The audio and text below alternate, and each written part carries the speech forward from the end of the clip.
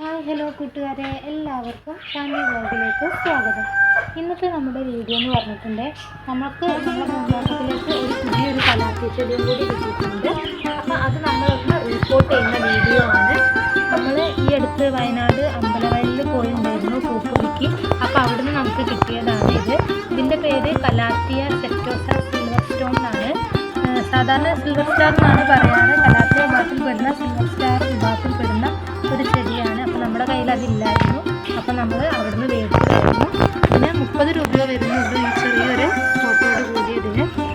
അപ്പോൾ നമ്മുടെ കലാത്തിയൻ്റെ കളക്ഷനിലേക്ക് ഒന്നും കൂടി കിട്ടിയിരിക്കുകയാണ്.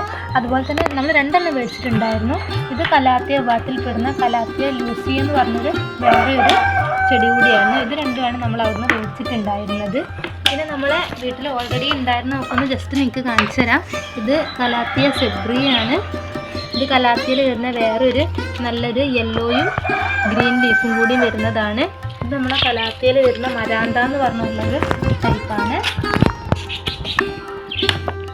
ഇത് പിന്നെ കലാത്തിയ ഓർണാറ്റയാണ്. ഇത് നമ്മൾ ഇൻഡോറായിട്ടും ഔട്ട്ഡോറായിട്ടൊക്കെ നമ്മുടെ വീട്ടിൽ സെറ്റ് ചെയ്ത് വെച്ചിട്ടുണ്ട്. ഇത് സെബ്രിയൻ്റെ വേറൊരു പീസും കൂടിയാണ്. അപ്പോൾ ഇത്രയൊക്കെയാണ് നമ്മുടെ വീട്ടിൽ കലാത്തിയയിൽ വരുന്ന വെറൈറ്റി ആയിട്ടുള്ളത്.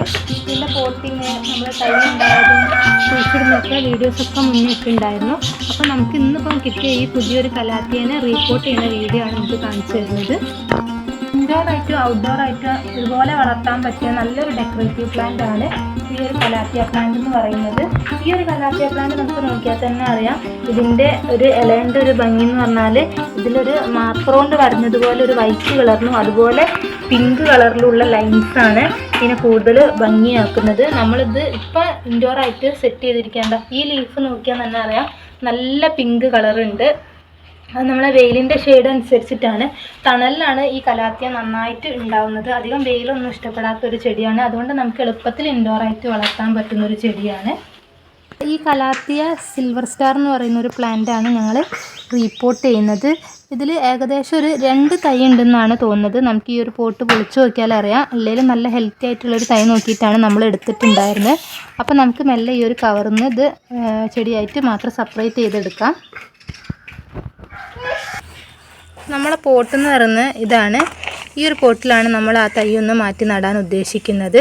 ഈ ഒരു പോട്ട് മിക്സ് എന്ന് പറയുന്നത് സാധാരണ മണ്ണുണ്ട്, ഗാർഡനിങ് സോയിലാണ്, പിന്നെ കുറച്ച് ചാണകപ്പൊടിയും കൂടി ചേർത്തിട്ടുള്ള മിശ്രിതമാണ്.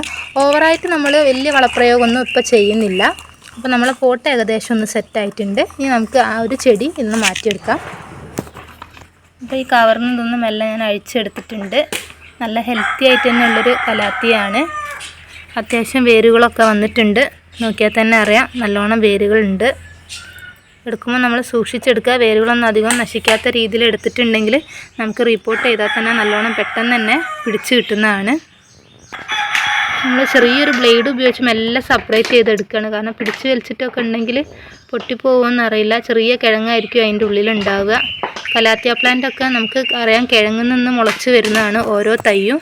അപ്പോൾ നമ്മൾ നല്ല സൂക്ഷിച്ച് കൈകാര്യം ചെയ്ത് നമുക്ക് ഹെൽത്തി ആയിട്ട് വളർത്തിയെടുക്കാം. 2 നല്ല തൈയായിട്ട് തന്നെ നമുക്ക് കിട്ടിയിട്ടുണ്ട്. ഇനി നമുക്കിത് പോട്ടിലേക്ക് മാറ്റി വെച്ച് കൊടുക്കാം. ഒരു പോട്ടിലേക്ക് വെച്ച് കൊടുക്കുന്നുണ്ട്. കുറച്ച് മണ്ണും കൂടി അതിൻ്റെ ചുറ്റിലും ഇട്ട് കൊടുക്കുന്നുണ്ട്. നമുക്ക് ഇൻഡോറായിട്ടും സെറ്റ് ചെയ്യാൻ പറ്റുന്നൊരു പ്ലാന്റാണ്. അപ്പോൾ നമ്മൾ ഇതിലേക്ക് ഇപ്പം 2 എടുത്താൽ ഒരു തൈയാണ് ഇതിലേക്ക് വെച്ച് കൊടുത്തിട്ടുള്ളത്. കുറച്ച് വെള്ളം ഒഴിച്ചു കൊടുക്കാം. എന്നിട്ട് 2 ദിവസം നല്ല ഷെയ്ഡിൽ വെക്കാം. ചെടി ഒന്ന് ഹെൽത്തി ആയതിന് ശേഷം മാത്രം പാർഷ്യലായിട്ട് വെയിൽ കിട്ടുന്ന സ്ഥലത്തേക്ക് വെച്ച് കൊടുക്കാം. ഒരുപാട് വെയിലും അധികം വളങ്ങളൊന്നും വേണ്ടാത്ത ഒരു നല്ലൊരു ചെടിയാണ് ഈ കലാത്തിയ പ്ലാന്റ്. നമ്മുടെ എല്ലാവരുടെ വീട്ടിൽ നിന്ന് വളർത്തി വരുന്നത് നല്ലൊരു ഡെക്കറേറ്റീവ് പ്ലാന്റാണ്. പല ഭാഗത്തിൽ തന്നെ പല വെറൈറ്റിയിൽ നിന്ന് നമുക്ക് എല്ലാ നഴ്സറികളിലും അവൈലബിൾ ആണ് ഈ കലാത്തിയ പ്ലാന്റ്. ഇൻഡോറായിട്ടും ഔട്ട്ഡോറൊക്കെ ആയിട്ട് നമുക്ക് സെറ്റ് ചെയ്തെടുക്കാൻ പറ്റുന്നതാണ് ഈ കലാത്തിയ പ്ലാന്റ്. ഈ കലാത്തിയ സെബ്രിയ എന്ന് പറഞ്ഞൊരു വെറൈറ്റി നല്ല ഭംഗിയാണ് കാണാൻ. പണ്ടൊക്കെ നമ്മളെ വീട്ടിൽ ഒരുപാട് ഉണ്ടായിരുന്നു. പിന്നെ ഇപ്പോൾ എല്ലാവരുടെ വീട്ടിലും ഉണ്ട്. ഒരുപാട് കാലം അതില്ലായിരുന്നു. ഇപ്പോൾ ഈ ഒരു ഡെക്കറേറ്റീവ് പ്ലാന്റിൻ്റെ ഒരു സീസൺ ആയതുകൊണ്ട് തന്നെ എല്ലാവരും മേടിച്ച് വളർത്തുന്നതാണ്. അപ്പം ഇതുപോലെ ഫ്ലവർ ഷോയ്ക്ക് അങ്ങനത്തെ ഫെസ്റ്റിവലിലൊക്കെ ഉണ്ടാകുന്ന നേരത്ത് നമുക്കിപ്പം ഗാർഡനിലും നഴ്സറികളിലൊക്കെ അവൈലബിൾ ആണ് ഇങ്ങനത്തെ കലാത്തിയ വിഭാഗത്തിൽ പെടുന്ന വെറൈറ്റി ആയിട്ടുള്ള ചെടികളൊക്കെ. അപ്പോൾ അങ്ങനെയൊക്കെ കിട്ടുമ്പോൾ നിങ്ങൾ ഇഷ്ടപ്പെട്ടവരാണെങ്കിലൊക്കെ മേടിച്ച് കളക്ട് ചെയ്ത് ഇതുപോലെ പോട്ട് ചെയ്തെടുത്താൽ നമ്മളെ വീട്ടിൽ ഉണ്ടാക്കിയെടുക്കാവുന്നതാണ്. അപ്പം നമ്മൾ ഈ 2 തൈയും ഓരോരോ പോട്ടിലേക്ക് മാറ്റി വെച്ച് കൊടുത്തിട്ടുണ്ട്. കുറച്ച് ദിവസം നമ്മൾ തണലിൽ തന്നെ വെക്കാം, അല്ലെങ്കിൽ ഈ കലാത്തിയ പ്ലാന്റുകൾക്കൊക്കെ ഒരുപാട് വെയിലൊന്നും ഇഷ്ടമുള്ളതല്ല. അപ്പോൾ നമ്മുടെ വീഡിയോ വൈൻഡപ്പ് ചെയ്യാൻ പോവുകയാണ്. അപ്പോൾ നമ്മുടെ ടിപ്സൊക്കെ നിങ്ങൾക്കൊക്കെ ഇഷ്ടമായെന്ന് വിചാരിക്കുന്നു. നമ്മുടെ വീഡിയോ ഇഷ്ടപ്പെട്ടാൽ ലൈക്ക് ചെയ്യുക, സബ്സ്ക്രൈബ് ചെയ്യുക. അപ്പോൾ പുതിയ വീഡിയോ ആയിട്ട് നമ്മൾ വരുന്നവരെ എല്ലാ കൂട്ടുകാർക്കും ബൈ ബൈ.